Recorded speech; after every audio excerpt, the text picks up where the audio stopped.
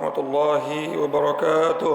Waalaikumsalam warahmatullahi wabarakatuh. Bismillah, alhamdulillah, salatu wassalamu ala rasulillah Sayyidina wa habibina wa syafi'ina maulana Muhammad Sallallahu alaihi wasallam. Ahibah birahmatillah wa ala alihi wa sahbihi wa mawalah wa la hawla wa la quwata illa billah, amma ba'du. Yang sama-sama kita muliakan guru-guru kita, Kiai Haji Muhammad Misjan, Kiai Haji Ahmad Habibi Abdul Rashid Ramli, Kiai Haji Farah Furqan Mukarrabin Yusuf. Kita doakan semuanya sehat afiat, panjang umur dan berkah ilmunya buat kita semua. Pengurus Majelis Ta'lim Ukhuwah Islamiyah Pak Haji Basroin, Ustaz Haji Muhammad Tahir, pengurus Masjid Al-Barakah Pak Cimuhadi beserta seluruh para jamaah sekalian yang hadir, bapak-bapak, ibu-ibu dan saudara-saudaraku yang dimuliakan Allah Subhanahu wa taala. Tanpa berpanjang kalam, kita lanjutkan kembali pembahasan kitab Qomitulian kita. Namun sebelumnya kita baca suratul Fatihah. Semoga dari awal sampai akhir majelis ini keberkahan, rahmat dan kemuliaan mengalir kepada kita semua, sehingga yang hadir tidaklah bangkit dari tempat duduknya kecuali dosa-dosanya diampuni oleh Allah Subhanahu wa taala, dikabulkan hajat-hajat dunia dan akhirat. Al-Fatihah bil qabul wa ila hadratir rasul ala hadhihi niyyah wa ala kulli niyatin salihah wa ala man salafus salih wa ila hadratin nabiyil mustafa sayyidina wa habibina syafi'ina maulana Muhammadin sallallahu alaihi wasallam wa ala alihi wa azwajihi wa dhurriyyatihi wa ali baitil kiram. نخص خاصة لحضرة مؤلف الكتاب سيد الشيخ زين الدين بن علي الملباري الفناني، سيد الشيخ نواوي بن عمر الجاوي البندني، وصولهما وفروعهما وذو الحقوق عليهم أجمعين، أن الله يعلي درجاتهم في الجنة ويعيد علينا من بركاتهم وأسرارهم وأنوارهم وعلومهم ونفعاتهم في الدين والدنيا والآخرة، وإلى أرواح والدينا وآبائنا وجميع المسلمين والمسلمات والمؤمنين والمؤمنات الأحياء منهم والأموات إلى حضرة النبي. الفاتحة. أعوذ بالله من الشيطان الرجيم. بسم الله الرحمن الرحيم. الحمد لله رب العالمين الرحمن الرحيم مالك يوم الدين. إياك نعبد وإياك نستعين اهدنا الصراط المستقيم صراط الذين أنعمت عليهم غير المغضوب عليهم ولا الضالين.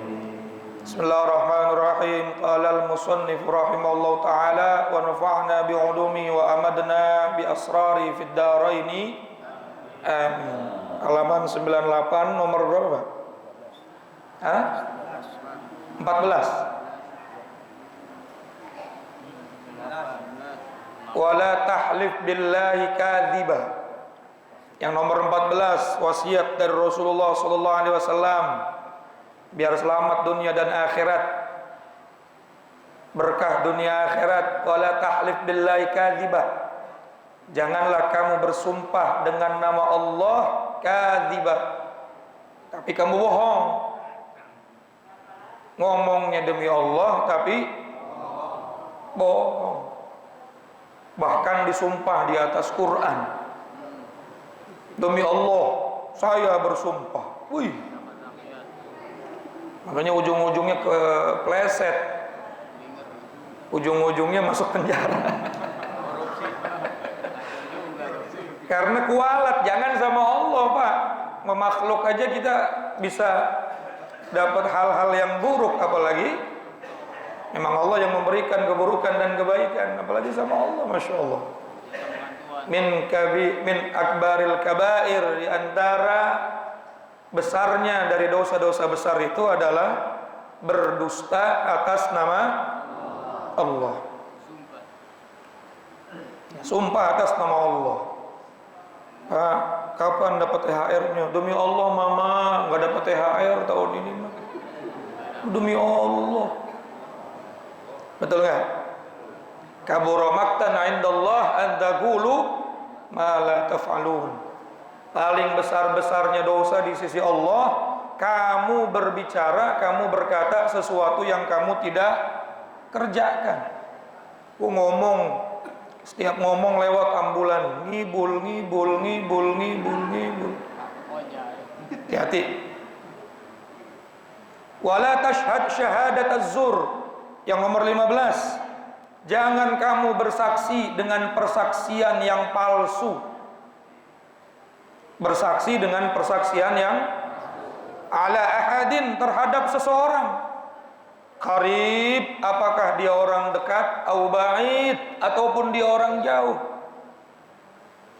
Jangan mentang-mentang orang dekat, besti, ya, salahnya dibelain, salahnya dibenerin. Jangan, apalagi sampai bersaksi. Saya bersaksi dia orang baik. Baik dari Hong Kong. Subuh kagak, zuhur orang. Betul nggak? Betul nggak?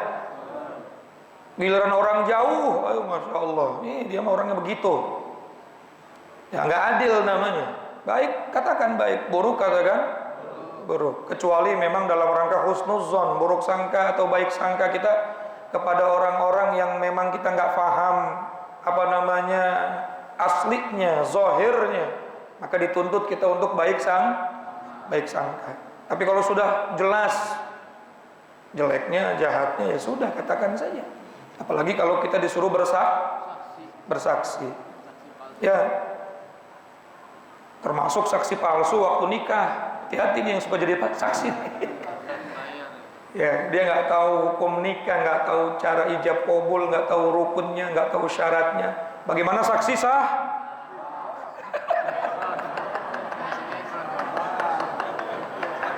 Betul ya? Malamnya dia eng-ing-eng, padahal tadi nikahnya nggak usah tanggung jawab sih ya saksi goblok. Betul nggak? Maharnya diucapinya salah. Kadang-kadang juga nggak disebutkan secara detail. Saya terima atau saya nikahkan, saya kawinkan anak kandung saya dengan mas kawin seperangkat perhiasan, dibayar tunai. Itu kalau saksi yang benar ngomong perhiasannya naon. Betul nggak? Kesian nama pengantin, perhiasan ciki gimana kalau ciki? Ya, betul nggak? Apa namanya? Cincin dari hadiah kan perhiasan juga. Orang dia nggak ngomong emas, dia nggak ngomong perak, dia nggak ngomong tembaga. Yang penting perhiasan kan umum. Betul nggak? Ini kadang-kadang asal nyomot. Saksi tinggal nyomot doang. Besok lu jadi saksi ya, minta KTP. Padahal saksi nggak boleh orang fasik, Pak. Orang fasik atau orang fasik? Orang yang masih doyan dan belum mau Kalau bermaksiat lalu bertaubat masih bisa tuh. Masih bisa lah jadi saksi. Makanya penghulu kadang-kadang ngakalin supaya orang yang hadir itu bukan orang fasik. Wa qulu jami'a astaghfirullah. Minimal taubat. Tapi nanti kalau kita baca lagi kitabnya, waduh, berat. Apa namanya? Syarat-syaratnya menjadi saksi. Termasuk saksi KPU. Waduh. Wala tashhad syahadataz zur. Jangan kamu bersaksi dengan persaksian udah tahu kalah dibilang menang. Iya. Dari tingkat bawah sampai tingkat atas, saksi itu luar biasa. Wala ta'mal bil hawa. Kemudian yang nomor 16, jangan kamu berbuat dengan mengikuti hawa nafsu. Innan nafsa la ammaratim bis. Sesungguhnya nafsu itu selalu memerintahkan kita kepada yang buruk. Sampai ibadah aja kalau cuma modal nafsu mah ya pengennya ibadah, akhirnya orang lain ada yang dirugikan. Betul. Pengennya ibadah tapi nggak sesuai dengan syariat, nggak sesuai dengan tata caranya, modalnya rajin doang, modalnya cuma pengen doang, tapi nggak sesuai dengan rambu-rambu, dengan aturan-aturan yang ada, berantakan.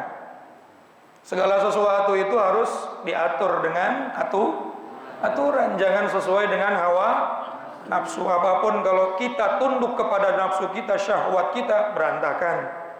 Makan nafsu, lapar, semua dihabek, kolesterol naik. Betul nggak? Termasuk ngajar, kalau nafsu lama jam 9 baru kelar, ya ngadap jamaah kosat kesot nih. Oleh karena itu cukup sampai di sini taklim kita, ya. Betul. Udah jam 8, Pak. Ya Allah. Kalau hawa nafsu, ya Allah, dari pagi ini teriak-teriak. Itu yang namanya tetangga udah keberisikan dari tadi.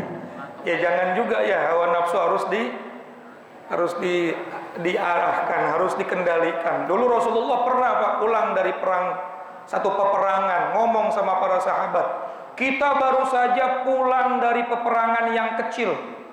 Sahabat bingung, perang besar begini. Ada yang mengatakan perang Badar, 313 orang lawan 1000 orang. Berarti satu orang lawannya berapa orang, Pak? 3 orang. Berat apa ringan tuh? Berat. Tapi Nabi bilangnya apa? Kecil. Ya Rasulullah, kalau ini perang yang kecil, perang yang besar apa ya Rasulullah? Perang melawan hawa nafsu. Masih nafsu pengen ngaji, udah jam 8, Pak. Betul apa kagak? Udah sampai sini aja ya. Kita ketemu lagi minggu yang akan datang, insya Allah. Ya, yang penting dikit-dikit habbul a'mal indallah adwamuha wa in qalla. Yang paling disukai oleh Allah amaliyah perbuatan kita itu yang dawam, yang walaupun sedih. Jangan banyak, besok nyesel. Males gua ngaji, kenapa? Lama. Laper.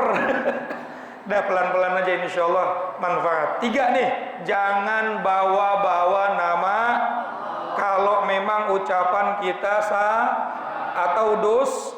Yang kedua, jangan berani bersumpah itu termasuk kabir, akbarul kabair, paling besar-besarnya dosa Dan yang ketiga, jangan selalu ngikutin hawa.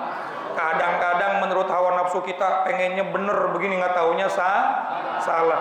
Semua ada aturannya, semua ada syariat. Mudah-mudahan manfaat. Kurang lebihnya mohon maaf. Adanallahu wa iyyakum ajmain. Wassalamualaikum warahmatullahi wabarakatuh.